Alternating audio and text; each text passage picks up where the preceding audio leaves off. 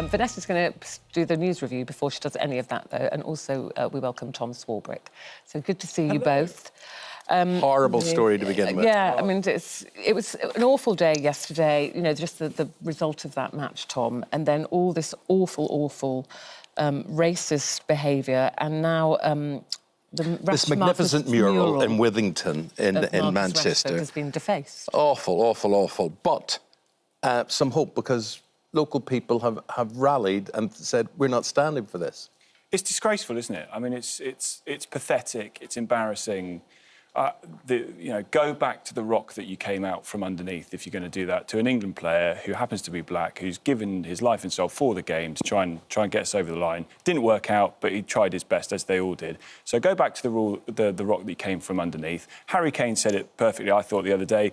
You're not an England fan. England doesn't want you. And actually, the response is the main thing. This is a minority that are doing this, and the response has been... Tom, also, this community, when that mural is...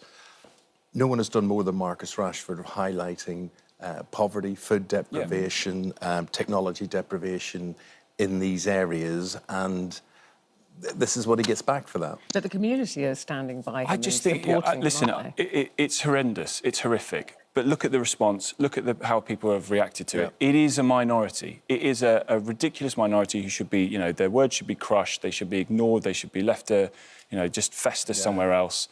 Vanessa, anything you want to add to that?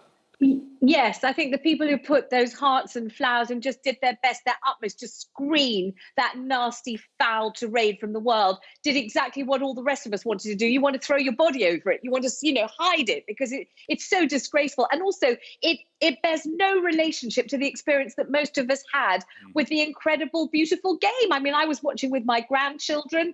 It was bliss. They were in a state of euphoria, then wretchedness. Now we're recovering and we're just about sitting up straight and eating solids again. We don't want something like that besmirching such a beautiful memory of such a wonderful collective experience. Yeah, what should happen, Vanessa? You know, because we're all talking about it, we're all saying it's terrible, it's disgusting.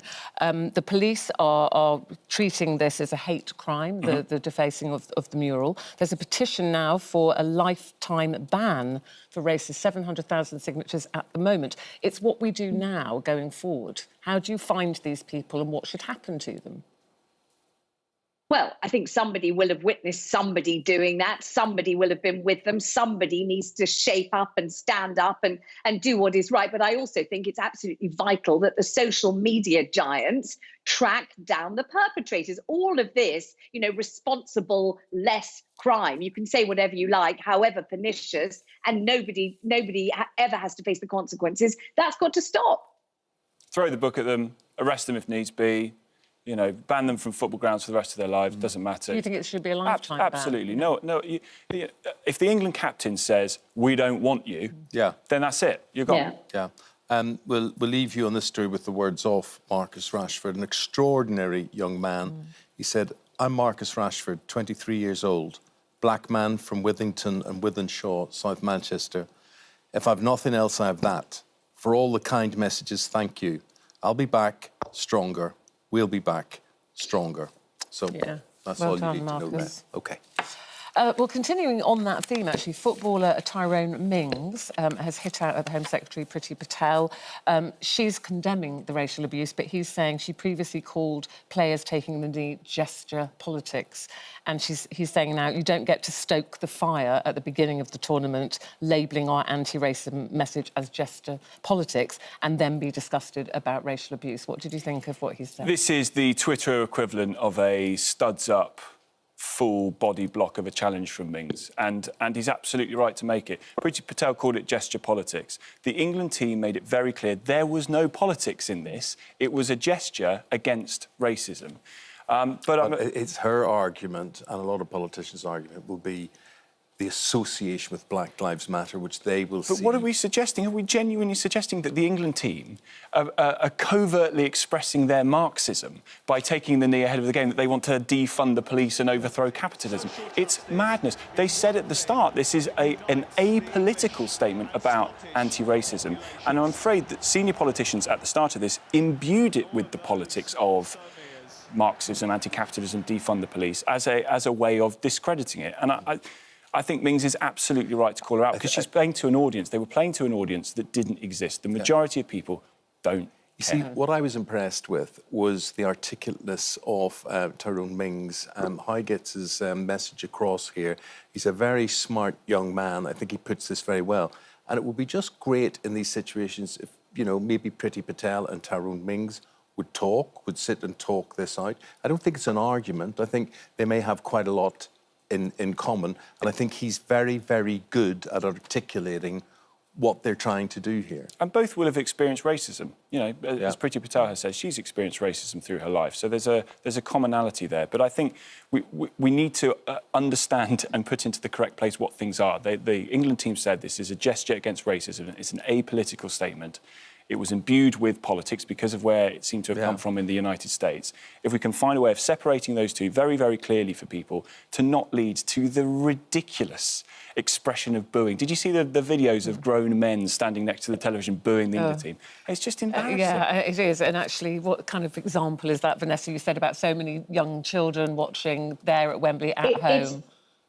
It's deplorable, but if ever Priti Patel needed illustration of the fact that taking the knee is not gesture politics, it's a highly symbolic and all-important gesture, not political, it's a gesture, it's vital, then this racist reaction to the footballers and this behaviour, that shows why it's necessary, and they need to keep on doing it until the messages hit home. And I think she's been proved wrong, just absolutely confusing and wrong with what she said. She hasn't responded yet. Do you think she should?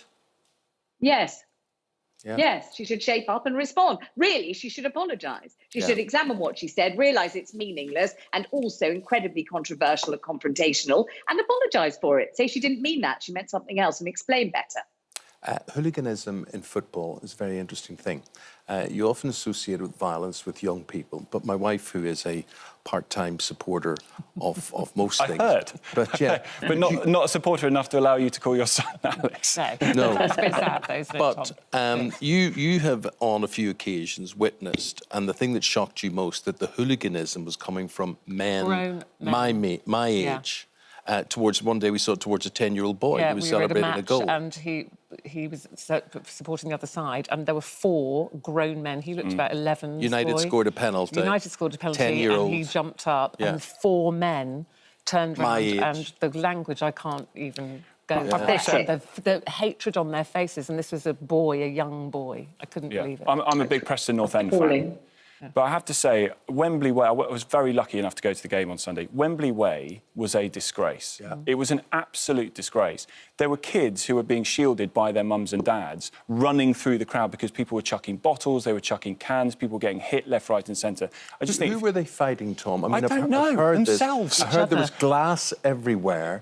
And it must have been domestic club supporters fighting other domestic club supporters. I presume they weren't fighting Italians. I've got no idea. I mean, they're all in England shirts, so they're all on the same side. I said it to a caller on the show last night, actually, who was there for the game against Portugal in '66, walking down Wembley Way. She said it was glorious, wonderful atmosphere, people joyous. You walked down there the other day, there was glass underfoot, there were bottles being chucked, there were kids crying. It was a joke. Doesn't give much hope for us to be hosting the World Cup, does it, Vanessa? No, it doesn't, but it does show, doesn't it, that championship brought out the very best of humanity, the very best of people, and the very, very worst. It's such a shame, isn't it? Yeah, well, it is a great shame. It's alcohol that brings it out, Vanessa. Let's face it, it's alcohol. Yes, I'm sure. Yeah. OK. Restrictions, will they disappear? So last night's press conference, the Prime Minister confirmed that most restrictions will be axed on Monday. But he said we have to be cautious.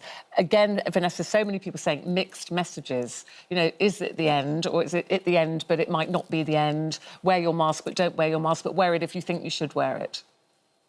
I mean, you know, you can if you want to, you don't have to. Nobody's going to get cross with you if you don't. That is damn confusing. And you know, as soon as we're told you don't have to, I reckon the vast majority of people won't bother. The problem with this whole thing is I don't think most of us know what we're even supposed to feel and what we're meant to want. I'm not sure whether I want total freedom and just forget the whole thing and get on with life, or whether I'm actually scared stiff and I'm terribly anxious and I wouldn't really go anywhere near anyone else anymore. And I don't know what to do. I don't know what to want. And that is really confusing. Yeah, I think it depends what you're listening to, Vanessa. As I was saying this morning, I can listen, listening to the news yesterday, and I would listen to one eminent scientist saying, this is ridiculous, we shouldn't be lifting restrictions, the rates of infection are going up, hospitalisations are going up, this is all terrible. And then I would listen to another equally eminent scientist saying the absolute opposite. We have to learn to live with this, the NHS is coping. Which brings me to this point, how do you make a decision? You've worked within the political machine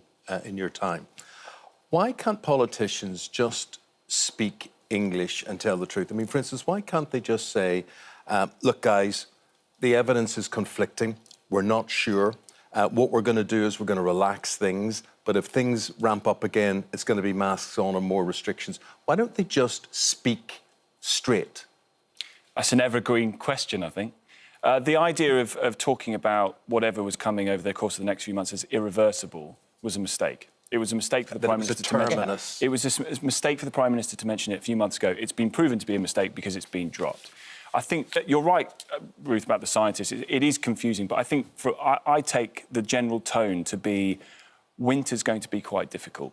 And I don't want to be downbeat because, it's great that the restrictions are coming off and we can see friends and family, we can go to the pub, we can go to the restaurant, that's great. But I just get the impression that winter's going to be quite difficult now, and the scientists are gearing us up for a difficult winter to come. You've seen the Dutch Prime Minister already apologising to his country for removing the restrictions too soon. Cases come back up, they've had to close nightclubs and restaurants. And you're right, if the politicians had said, we don't know, we're trying our best, we're trying to make it, but we can't rule out reimposing restrictions, which is now what they've said, then I think people would be much more prepared for what's with your help, come. we may get through this. Let's all sing from the same hymn sheet, whatever.